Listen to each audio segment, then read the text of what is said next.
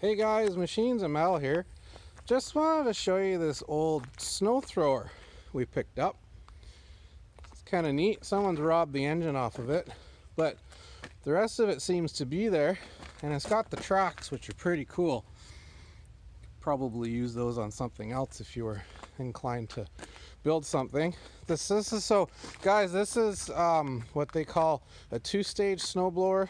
So what it does is it gobbles up the snow here, feeds it down the back, and then there's a turbine, another kind of a impeller pump, and it actually blows the snow up and out.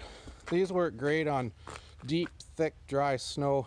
They don't work so great on slush, slop, and water. So anyway, we picked it up, and then good old Fred. Hey Fred. Hi. If you remember from the lathe videos, the carcass 9-inch lathe videos, I offered it to him to put it together, and he said he's going to take it home and put a motor onto it.